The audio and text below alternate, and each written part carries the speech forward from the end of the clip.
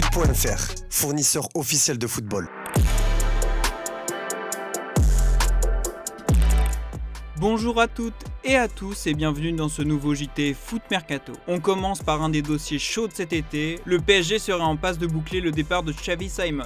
Revenu d'un prêt probant au RB Leipzig, le milieu offensif néerlandais ne va pas s'éterniser à Paris. Il a donné son accord pour continuer du côté du club allemand. Le demi-finaliste de l'Euro 2024 avait alors deux options devant lui, le Bayern Munich et le RB Leipzig. Mais si l'on en croit les dernières informations de Sky Sport Germany, Xavi Simons a fait son choix et veut absolument continuer sa carrière du côté de Leipzig. On se dirige vers un nouveau prêt de la pépite de 21 ans en Allemagne pour une saison et une prolongation d'1 an de Xavi Simons au Paris Saint-Germain. Autre conséquence de ce dossier, le Bayern Munich, qui espérait l'international néerlandais, va pousser pour Désiré Doué, mais ils devront composer avec la concurrence du Paris Saint-Germain pour l'ailier rennais.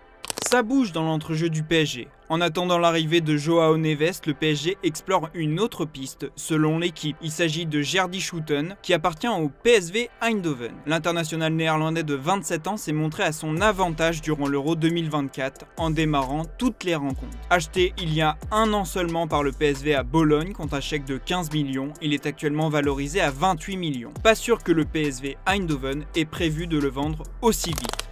Le PSG a décidé de passer à la vitesse supérieure dans ce mercato. Nous pouvons ainsi vous révéler que le club francilien a récemment discuté avec le Bayern Munich au sujet de Joshua Kimmich. Le club sait qu'il a les moyens de boucler ce dossier s'il décide de l'activer. Kimmich est dans le viseur du PSG depuis plusieurs mois, après avoir longtemps été courtisé par le FC Barcelone. L'international allemand arrive en fin de contrat en 2025 et le club munichois laisse la porte ouverte à un transfert.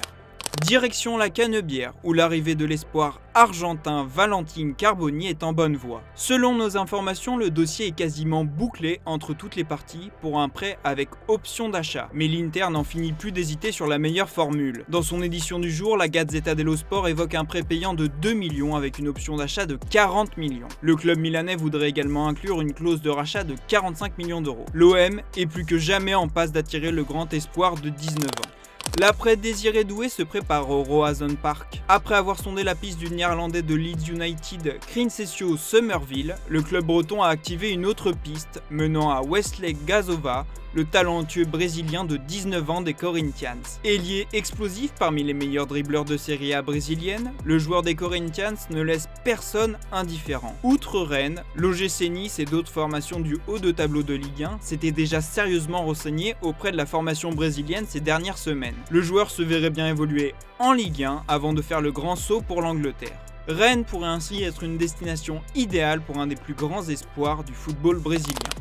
Dans le Nord, alors que l'incertitude règne de nouveau autour de l'avenir de Jonathan David, le LOSC pourrait céder à un autre élément offensif au cours des prochaines semaines. Il s'agit d'Alan Virginius, l'attaquant de 21 ans avait été prêté à Clermont lors de la deuxième partie de saison dernière, où il avait pu enchaîner les titularisations en Ligue 1. Aujourd'hui, selon nos informations, c'est en Suisse qu'il déclenche un intérêt. Les Young Boys de Berne souhaitent absolument le recruter. Ils étaient déjà d'ailleurs sur le dossier en janvier dernier. Il y a quelques semaines, nous vous avions également évoqué un intérêt de Fribourg. Cela devrait bientôt bouger pour le français.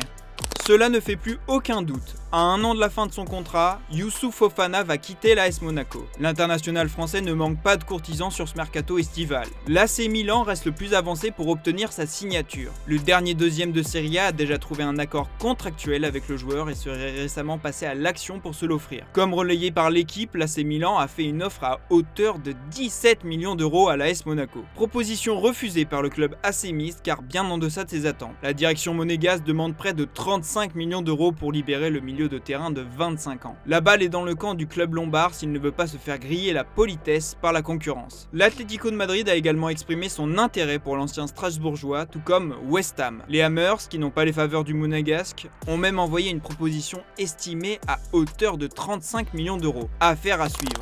Cap sur l'Espagne. ex-futur grand espoir, Joao Félix est devenu un véritable pestiféré. Propriétaire du Portugais, l'Atlético de Madrid fait tout pour s'en débarrasser. Ni Chelsea, ni le Barça n'ont voulu le conserver après 2 prêts médiocres. Il va être difficile pour les Colchoneros de trouver preneur pour le joueur qui s'entraîne en marge du groupe. Aston Villa et Fenerbahçe ont été évoqués ces dernières semaines, mais rien n'a avancé depuis. Ce lundi, Mundo Deportivo nous dévoile que le FC Barcelone souhaite désormais le garder. Auteur de 10 buts et 6 passes décisives avec les Blaugrana lors de son prêt, il n'était pas dans les plans de la direction. Mais Hansi Flick, fan du milieu offensif, a visiblement envie de l'avoir sous ses ordres. En plus de ça, l'arrivée espérée de Nico Williams se complique, alors que l'Espagnol pourrait finalement décider de rester à Bilbao. Félix serait alors l'alternative idéale aux yeux de Flick. Un retour qui risque de faire jaser chez les supporters catalans.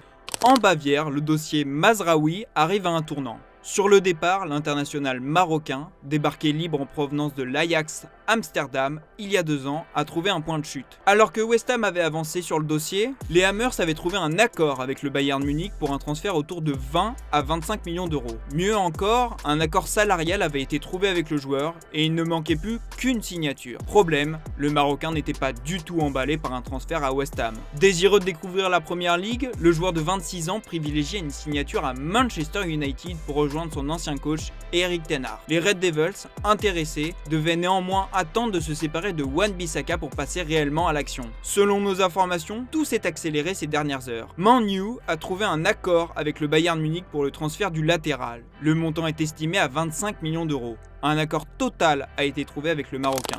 Jeu de domino oblige, Manchester United a avancé sur le départ d'Aaron Wan-Bissaka. Le latéral anglais de 26 ans devrait prendre la direction de West Ham. Les Hammers se sont alignés sur les demandes de Manchester United et un accord a été trouvé. Le joueur a désormais toutes les cartes en main pour prendre sa décision.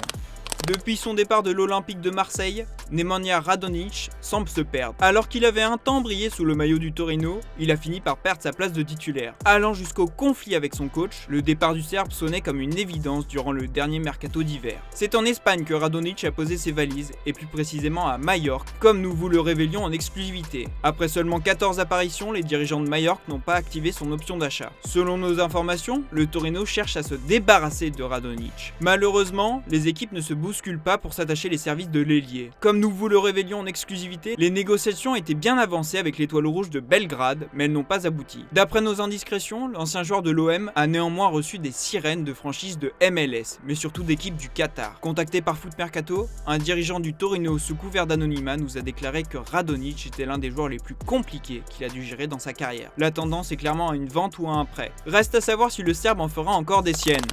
Mercato difficile pour le FC Barcelone. La situation financière très complexe du club et les règles très strictes du fair play financier de la Liga bloquent les grandes ambitions Blaugrana. Nico Williams, priorité du club, semble s'éloigner, alors que les discussions pour Dani Olmo ont tout juste débuté. Ilkay Gundogan pourrait lui être poussé vers la sortie. Puis, il y a un autre cas un peu plus complexe. Cadre de l'équipe, Sergi Roberto ne sait toujours pas de quoi sera fait son avenir. Actuellement sans contrat, la presse espagnole expliquait que le milieu et le club s'étaient mis d'accord pour signer un nouveau bail. Le contrat était même déjà rédigé et prêt à être signé. Seulement, le club ne lui a pas donné de nouvelles depuis. Il n'a même plus le droit de s'entraîner dans les installations du club. Hansi Flick a même fait comprendre en conférence de presse qu'il ne considère pas Sergi Roberto comme un joueur du Barça actuellement. Une situation complexe qui crée une polémique à Barcelone puisque beaucoup estiment que c'est un manque de respect envers le joueur. L'Ajax et Aston Villa sont déjà à l'affût et le joueur envisage maintenant de claquer la porte.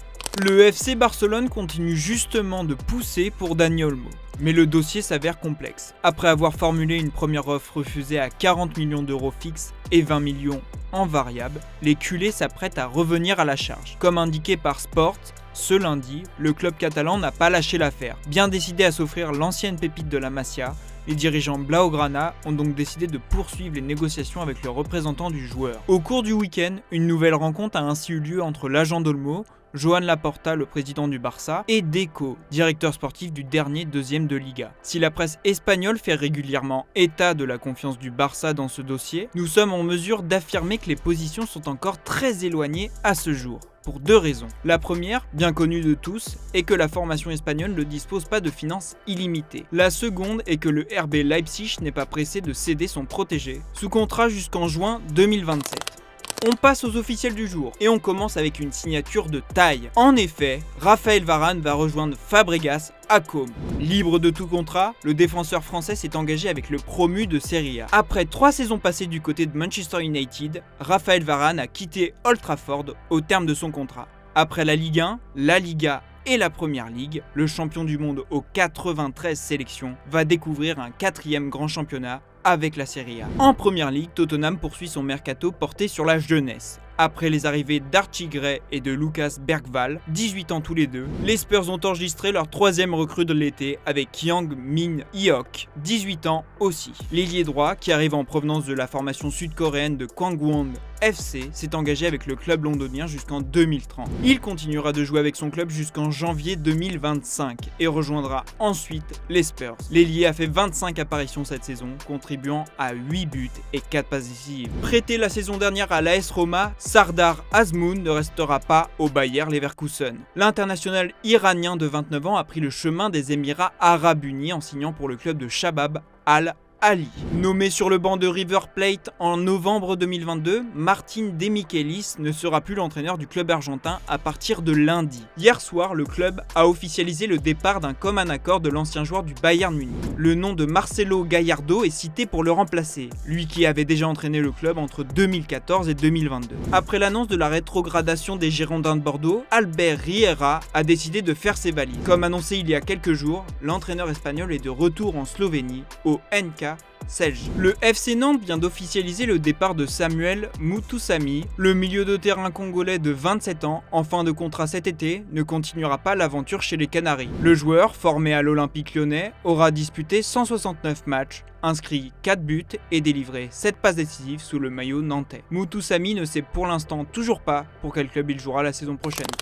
On finit avec l'image du jour. Antoine Griezmann est à Paris en ce moment pour assister aux diverses épreuves des JO. Il était aux premières loges de la performance irréelle de Léon Marchand. Le jeune français, né en 2002, a écrasé la finale du 400 mètres 4 nages en décrochant l'or et le record olympique, pour le plus grand bonheur de Grisou. Je vous laisse là-dessus, merci d'avoir suivi ce JT et à demain sur Foot Mercato.